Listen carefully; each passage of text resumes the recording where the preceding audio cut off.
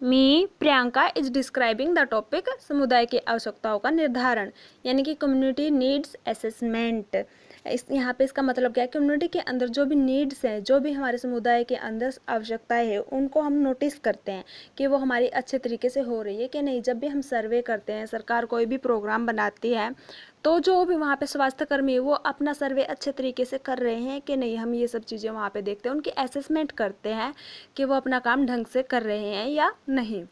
स्वास्थ्य परिवार कल्याण प्रोग्राम था एक, उसमें क्या कहा गया था कि जो स्वास्थ्य सेवा है, जो क्या है स्वास्थ्य सेवा, उसको सबसे ऊंचा स्तर बनाया गया था। स्वास्थ्य सेवा क्या है, सबसे ऊंचा लक्ष्य बनाया गया था। आपको पता भी होगा कि स्वास्थ्य के बिना कुछ भी पॉसिबल नहीं है। जब तक आदमी ठीक ही नहीं होगा तो उसके लिए कुछ भी पॉसिबिलिटी नहीं होती। इसलिए क्या सबसे ऊंचा स्तर किसको दिया गया था, स्वास्थ्य सेवा को। और सब जो स्वास्थ्य कर्मी थे उनको अलग अलग स्वास्थ्य स्तर सौंप दिए गए थे, जो अलग अलग जगह पे, जैसे अलग अलग ज़िलों में अलग अलग स्वास्थ्य कर्मियों को अलग अलग एरिया सौंप दिया गया था कि आप अपने इलाके का सर्वे करेंगे और आप अपने इलाके का सर्वे करेंगे।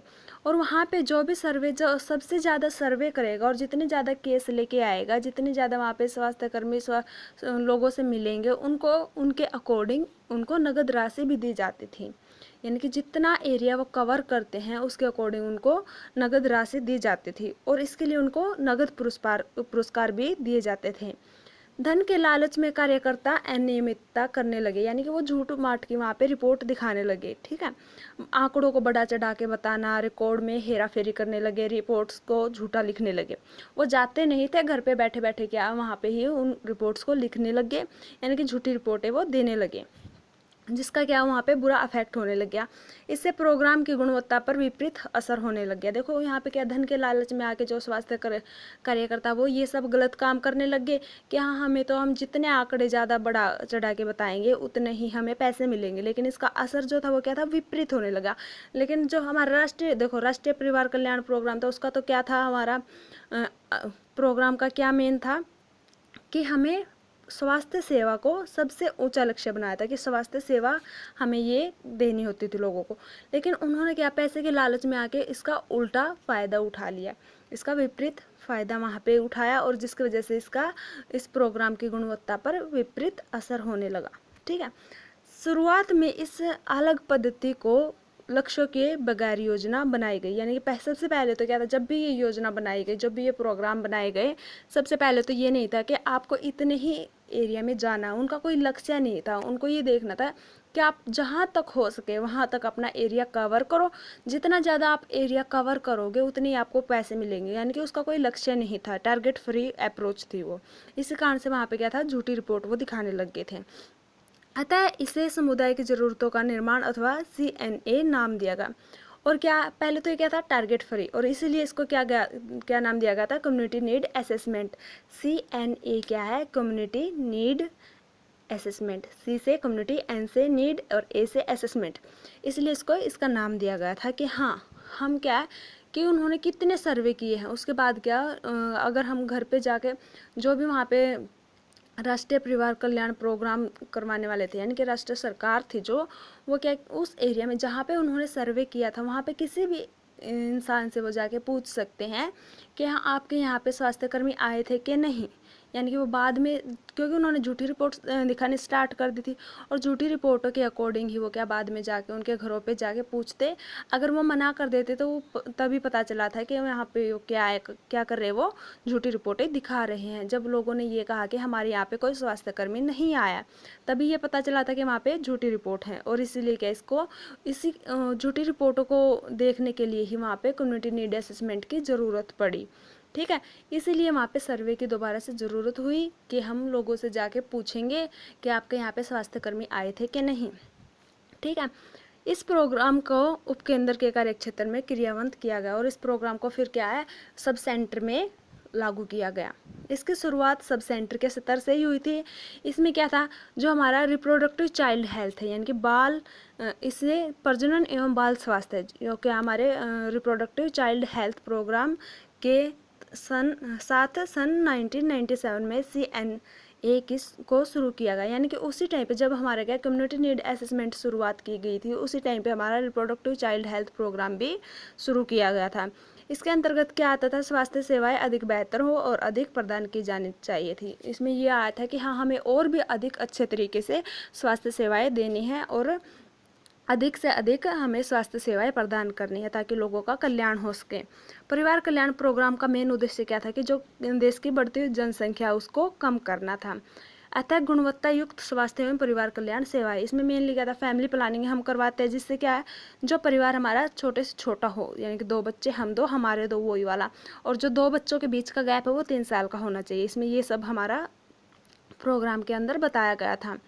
जो हमारा रिप्रोडक्टिव चाइल्ड हेल्थ है, इसमें 2 बच्चों के बीच का समय, यानी कि वही 3 साल का, परिवार की ज़रूरतों का पूरा ध्यान रखना, ये सब इसके मेन एम थे, यानी कि इसके उद्देश्य थे, ताकि 2 बच्चों के बीच का समय अच्छे से हो, उनका वर्ग अंतराल अच्छे से आ सके, ताकि उनके जो भी बच्चे हैं उनकी अच्छे से देख रेख हो सके और उनका पालन पोषण अच्छे तरीके से हो सके। और इसके साथ साथ में जो उनके पेरेंट्स हैं उनकी रिप्रोडक्टिव चाइल्ड हेल्थ, यानी कि उनकी जो रिप्रोडक्शन की कैपेबिलिटी है उसके ऊपर भी ध्यान रखा गया, ताकि वो भी वहाँ पे बीमार ना हो, उसकी मदर या फिर फादर, उसके पेरेंट्स को भी इसका फ़ायदा हो। इस तरह कार्य प्रणाली के अनुसार समुदाय के कार्यकर्ताओं को अधिक महत्व दिया गया, उसे CNA कहते हैं। इसलिए क्या है, इसको उस जो कार्य प्रणाली है उसके अनुसार समुदाय के कार्यकर्ताओं को अधिक महत्व दिया गया, यानी कि जो कार्यकर्ता वहाँ पे हैं उनको क्या अधिक महत्व क्यों दिया गया, ताकि वो क्या घर घर जाके वहाँ पे सर्वे कर सके और लोगों के बारे में जानकारी ला सके, ताकि वहाँ के जो उस एरिया के जो भी इंसान हैं वहाँ पे ज़्यादा से ज़्यादा इस प्रोग्राम को बढ़ावा दिया जा सके और फैमिली प्लानिंग पर मेनली ध्यान दिया जा सके, ताकि जनसंख्या हमारी ज़्यादा ना बढ़े। और इसीलिए क्या उसके बाद में क्या कम्युनिटी नीड असेसमेंट भी वहाँ पे की जाती है और मतलब कि सर्वे किया जाता है कि वो झूठ तो नहीं बोल रहे, उस रिपोर्ट को सच साबित करने के लिए हमारी क्या कम्युनिटी नीड असेसमेंट की ज़रूरत हुई। ठीक है, उसके बाद हमारा जो कम्युनिटी नीड असेसमेंट है उसके उद्देश्य क्या है, एम क्या, सबसे पहला तो क्या है, प्राथमिकताएं निश्चित करना कि उनको पहली ज़रूरत क्या है। सबसे पहली जो भी वहाँ पे इंसान है, जिस एरिया के जो भी वहाँ पे लोग हैं, उनकी सबसे पहली ज़रूरत क्या है, और उस प्रोग्राम के तहत, यानी जो भी वहाँ पे प्रोग्राम दिया जा रहा है, जोखिम वाले जो लोग हैं उनकी पहचान सबसे पहले की जाती है, यानी कि जिसको सबसे ज़्यादा नीड है इस प्रोग्राम की, उन लोगों को सबसे पहले देखा जाता था। सबसे पहला काम तो क्या था, प्राथमिकताएं निश्चित करना, यानी कि सबसे पहले जो भी उनकी प्राथमिक नीड्स है, यानी कि घर, कपड़ा, मकान वगैरह, ठीक है, तो उनको वो स्वस्थ हैं कि नहीं, पहले तो सबसे पहले तो ये चीज़ देखी गई थी कि वो स्वस्थ हैं कि नहीं, उनकी हेल्थ ठीक है कि नहीं। दूसरा क्या था, जिनको उनकी सबसे ज़्यादा ज़रूरत है उन लोगों की पहचान की गई और उनका बार बार पे सर्वे किया गया, ठीक है, और सत्यता के आधार पर कि वो झूठ तो नहीं बोल रही, इसलिए क्या बाद में भी उसका सर्वे किया जाता था, सत्यता के आधार पर सेवाओं का निर्धारण करके उनको संसाधन जुटाते थे, यानी कि उनको जो भी सामान की ज़रूरत होती वो उनको पहुंचाते थे, सिर्फ क्या सत्य के आधार पे। उसके बाद है सेवाओं हेतु व्यवहारिक कार्यवाही योजना बनाना, यानी कि जिनको अब सेवा की ज़रूरत होती थी उनके लिए वर्क प्लान बनाना कि हमें नेक्स्ट इस दिन आपके घर पे आना है, या फिर आप हमारे स्वास्थ्य सेंटर, यानी कि जो हमारा क्या है सब सेंटर है वहाँ पे आके अपने दवाइयाँ वगैरह लेके जा सकते हो। उसके बाद है पद्धति, CNA पद्धति के अंतर्गत, यानी कि जो प्रोग्राम है, पद्धति यानी कि जो प्रोग्राम है, इसके अंतर्गत क्या आता था कि हमें घर घर जाके सर्वे करना होता है और समाज में जो भी जनप्रतिनिधि व संगठन हैं उनके साथ मिलकर बातचीत करना। जनप्रतिनिधियों यानी कि वहाँ पे जो भी लोग हैं, लोगों का समूह है, यानी कि उनका संगठन है। इसके अनुसार क्या था, घर घर में जाके सर्वे करना था और लोगों के साथ में मिलकर वहाँ पे बातें करनी थी कि कहाँ कहाँ पे कौन से एरिया में ज़्यादा ज़रूरत है। उसके बाद जो भी आवश्यकताएं वहाँ पे होती है उनको पूरी करना और सभी उपकेंद्रों में अलग अलग लक्ष्य देना, यानी कि काम का बंटवारा करना, और क्या है उनको बताना कि आपका ये वाला एरिया, इस एरिया में कोई भी इंसान ऐसा नहीं मिलना चाहिए जिसको स्वास्थ्य के रिगार्डिंग कुछ भी ज़रूरत हो, यानी कि सबके स्वास्थ्य का मेन ध्यान रखा जाता था उस एरिया के अंदर, ठीक है। और इसके अनुसार क्या काम का बंटवारा कर दिया जाता था और कार्यक्रम व्यवहारिकता के तौर पर आवश्यकता के तौर पर किया जाता था, यानी कि वहाँ का इलाके में ये देखा जाता था कि किसको ज़्यादा नीड है, किसको ज़्यादा आवश्यकता, और उसी के अकॉर्डिंग उनको काम का बंटवारा दिया जाता था, किसको, स्वास्थ्य कर्मियों को। और जो स्वास्थ्य कर्मियों को सेवाएं प्रदान की जाने वाली प्रत्यक्ष कार्य क्षेत्र में क्षमता, यानी कि वो कितना काम कर सकते हैं, जो स्वास्थ्य कार्यकर्ता है वो अपने एरिया में कितना काम कर रहे हैं, उनकी क्षमता देखी जाती थी कि वो कितना काम वहाँ पे कर रहे हैं, वो कितना हर रोज़ का एरिया कवर कर रहे हैं या नहीं कर रहे हैं, उनकी क्षमता भी वहाँ पे देखी जाती थी, ठीक है। लोगों के साथ विचार विमर्श करना व उनकी सहभागिता को ध्यान रखकर प्रोग्राम चलाना है। इसमें लोगों को सहयोग, उनके साथ समन्वय तथा सेवाओं को बेहतर उपयोगिता को बनाना। और इस प्रोग्राम की एक और पद्धति थी कि लोगों के साथ वही विचार विमर्श करना, उनके साथ बातचीत करना। बातचीत ऐसी वैसी बातें नहीं, सिर्फ क्या, स्वास्थ्य से रिलेटेड, ठीक है। और उनको ये भी देखना था कि वो हमारे साथ कितना कोऑपरेट कर रहे हैं, कितनी वो हमारे साथ सहभागिता वहाँ पे दे रहे हैं, उस बात को भी वहाँ पे ध्यान में रखना होता था, ठीक है। उसके बाद है सीएनसी का कार्य क्षेत्र, यानी कि उसके अंदर क्या क्या आता, क्या क्या काम उनको करना होता था। सबसे पहला टीकाकरण, यानी कि उनको क्या, इम्यूनाइजेशन करवाना होता था। मातृ एवं शिशु स्वास्थ्य सेवाएं, यानी कि जो भी जच्चा बच्चा है उनको सारी स्वास्थ्य सेवाएं प्रोवाइड करनी होती है।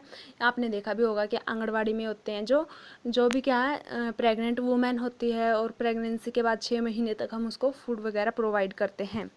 ये किसके अंदर, और क्या है, इम्यूनाइजेशन भी उनको प्रोवाइड करते हैं। ये सब किसके अंदर आता है, राष्ट्रीय कल्याण प्रोग्राम के अंदर ही आता है। स्वास्थ्य एवं परिवार कल्याण योजनाएं भी वहाँ पे दी जाती है। किशोर स्वास्थ्य में क्या है, जो हमारे किशोर होते हैं, यानी कि 14 ईयर्स की एज में आ जाते हैं, उनके स्वास्थ्य का भी ध्यान रखा जाता है, जिसके अंदर वो क्या बाद में रिप्रोडक्टिव हेल्थ के अंदर आते हैं, चाइल्ड रिप्रोडक्टिव हेल्थ, ठीक है। उसके बाद है सीएनसी पद्धति के तहत उठाए जाने वाले कदम। ग्राम पंचायत पर टीम बनाने जिसके निम्न सदस्य हों, यानी कि अगर हम गांव के तौर पर, यानी कि गांव के स्तर पर अगर हम टीम बनाते तो उसके अंदर कौन कौन से सदस्य हैं। आंगनवाड़ी कार्यकर्ता, यानी कि आंगनवाड़ी की जो भी वहाँ पे मेन हेड होती है वो होती है। उसके अंदर जो गांव का एरिया अगर हम लेते हैं तो गांव के स्तर पर अगर हम टीम बनाते हैं तो उस टीम के अंदर कौन कौन मेंबर सम्मिलित हो सकते हैं, यानी कि कौन कौन उसके अंदर सम्मिलित होता है। सबसे पहला आंगनवाड़ी कार्यकर्ता होती है, और क्या है, जो वहाँ की दाइया हैं, दाइया भी वहाँ पे उसके अंदर इंक्लूड होती है। उस टीम के अंदर दाइया होती है, और महिला मंडल जो कि मेनली महिलाओं की सुनते हैं। अगर महिलाओं के ऊपर कोई भी अत्याचार होता है तो वो महिला मंडल में जाके अपनी शिकायत दर्ज करवा सकते हैं, और उसके बाद क्या है, महिला मंडल जो होता है वो उसकी पुलिस रिपोर्ट भी करवा सकते हैं, और उस जो भी महिला के साथ अत्याचार हो रहा है उसका अत्याचार पे रोक लगवाएंगे, ठीक है। ग्राम सेवक, यानी कि जो गांव की सेवा करना चाहते हैं, और युवा संगठन नेता, यानी जो वहाँ के नौजवान हैं, ठीक है। और नौजवान एक क्या अपना नेता चुन लेते हैं कि हमारा नेता ये है, ठीक है। इस तरह से क्या जो वहाँ के नौजवान हैं, देखो नौजवानों के बिना तो वैसे भी काम नहीं चलता, वही क्या गांव की देख रेख करवाने में हेल्प करवाते हैं। मैं एक बार और बता देती हूँ। अगर गांव के स्तर पर हम टीम बनाते हैं तो उसके अंदर कौन कौन सदस्य होते हैं, आंगनवाड़ी कार्यकर्ता, दाइया, महिला मंडल, और या फिर महिला स्वास्थ्य संघ, ठीक है, जो महिलाओं के स्वास्थ्य की मेनली देख रेख करते हैं, और उनके ऊपर अगर कोई अत्याचार होता है तो उसकी भी देख रेख करते हैं, ठीक है। गांव की सेवा करने वाले, अपने आप से वो चाहते हैं कि हाँ हम गांव की सेवा करें, ठीक। और क्या, युवा संगठन नेता, ये सभी टीम के सदस्य घर घर जाकर जानकारी प्राप्त करते हैं, और गांव में जो भी घटनाएं घटती है उनकी आने के बाद वहाँ पे सूचना प्रोवाइड करते हैं। देखो गांव में जा जाके क्या जानकारी प्राप्त करेंगे, और गांव में जहाँ पे भी जो भी घटना होती है उसको आके वहाँ पे रिकॉर्ड करवाएंगे। जैसे गांव में किसका जन्म हुआ है, किसकी मृत्यु हुई है, किसकी शादी है, किसकी बीमारी, किसको कौन बीमार है, और क्या महामारी वहाँ पे आई है। महामारी का एक एग्जाम्पल आजकल क्या कोरोना भी चला हुआ है, कि हमारे अगर किसी गांव में कोरोना आता है, कोरोना पॉजिटिव कोई पेशेंट मिल जाता है, तो उसका तभी क्या, कोई भी वहाँ के युवा संगठन है, या फिर ग्राम सेवक है, या फिर महिला मंडल है, फिर दाई, या फिर आंगनवाड़ी कार्यकर्ता, उनमें से कोई भी जाके उसकी रिपोर्ट दर्ज करवा देता है, और उसी टाइम पे उसके स्वास्थ्य के लिए एम्बुलेंस वहाँ पे आ जाती है। तो इसलिए क्या, गांव में कोई भी अगर जन्म होता है, मृत्यु होती है, शादी होती है, बीमारी अगर कोई बीमार होता है, या फिर कोई महामारी आती है, अब महामारी आती है तो उन सबको क्या रिकॉर्ड करवाते हैं। सभी के साथ मिलकर कार्य करने की योजना भी ये बनाते हैं कि हाँ हम एक दूसरे का साथ देंगे, ठीक है। इस कार्य के लिए अन्य समुदाय के सदस्यों से की मदद ले सकते हैं, यानी कि इस काम को सिर्फ ये लोग तो अकेले कर नहीं सकते।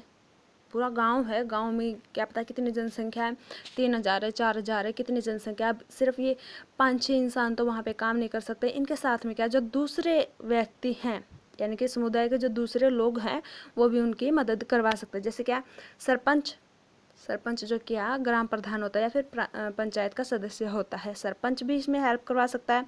स्कूल के अध्यापक वो भी क्या बच्चों को टीच करेंगे कि आपको ये करना है, ये नहीं करना, ठीक है, उनको समझाएंगे। धार्मिक नेतागण, धर्मगुरु, यानी कि जो धार्मिक स्थलों पे हैं, कुछ उनके धर्म गुरु होते हैं जिनको वो मानते हैं, जैसे कोई सत्संग वगैरह लिए हुए होते हैं, तो क्या वो जो धर्म गुरु वहाँ पे होते हैं वो क्या अपने जो उनके भक्तजन हैं या फिर जैसे भी उनको उनके अंदर प्रचार करेंगे कि हमें स्वास्थ्य को बढ़ावा देना है, इम्यूनिटी को बढ़ाना है। ठीक है। मत प्रेरक महत्वपूर्ण लोग, मत प्रेरक क्या, मानवता को प्रेरणा देने वाले। कौन? जो मानवता को प्रेरणा देने वाले लोग होते हैं वो भी इसके अंदर भाग ले सकते हैं। गैर सरकारी संस्था यानी कि प्राइवेट संस्थाएं। अनौपचारिक संगठन के लोग, अनौपचारिक संगठन के लोग कौन होते हैं? जो कभी मांग नहीं करते, अपनी इच्छा से ही वो इसके अंदर भाग लेते हैं, बिना मांग के ही वो इस प्रोग्राम के अंदर भाग ले सकते हैं। और स्वास्थ्य संबंधित चिकित्सक यानी कि हमारे जो स्वास्थ्य से रिलेटेड डॉक्टर वगैरह हैं वो सब इनके अंदर भाग लेते हैं। ठीक है। और क्या, घर घर जाके सर्वे करते हैं और अपने गांव का पूरे एरिया का ध्यान रखते हैं ताकि वहाँ पे कोई भी बीमार ना हो। इन सभी कार्यकारी सदस्यों के साथ घर घर जाकर जानकारी प्राप्त करके विश्वसनीय सूचना प्राप्त करना, परिवार कल्याण की सेवाओं आवश्यकता हेतु सर्वे से प्राप्त सूचनाओं का उपयोग और मासिक मीटिंग करना, उपलब्ध सूचनाओं पर मीटिंग में चर्चा व कार्यवाही योग्य बनाना। यानी कि ये जो सभी सदस्य हैं ये घर घर पे जाके जानकारी लेंगे और क्या, विश्वसनीय सूचना प्राप्त करेंगे। ये नहीं कि झूठी रिपोर्ट दिखा देंगे, वो क्या, विश्वास पात्र होनी चाहिए, वो क्या है, सच्ची रिपोर्ट होनी चाहिए। और क्या, परिवार कल्याण की सेवा, जहाँ जहाँ पे परिवार कल्याण की सेवाओं की आवश्यकता है वहाँ पे वो क्या, परिवार कल्याण की सेवाओं की पूर्ति करवाएंगे। ठीक है। और महीने में एक मीटिंग भी करेंगे कि हाँ हमने ये वाला एरिया लिया था, इस एरिया में कोई भी इंसान बीमार नहीं है, अगर बीमार था तो वो ठीक हुआ है कि नहीं। ठीक है। वो क्या, प्रॉपर तरीके से मीटिंग करेंगे कि हमें आगे वर्क प्लान कैसे करना है, ये सब कैसे करना है। ठीक है। और उनके ऊपर मीटिंग में क्या, चर्चा करेंगे और कार्यवाही योग्य बनाना, यानी कि वहाँ पे कार्यवाही करेंगे। अगर कोई वहाँ पे फिर भी कोई दिक्कत रह जाती तो उसका सॉल्यूशन कैसे करेंगे, ये सब वहाँ पे मीटिंग के अंदर वो बताते हैं।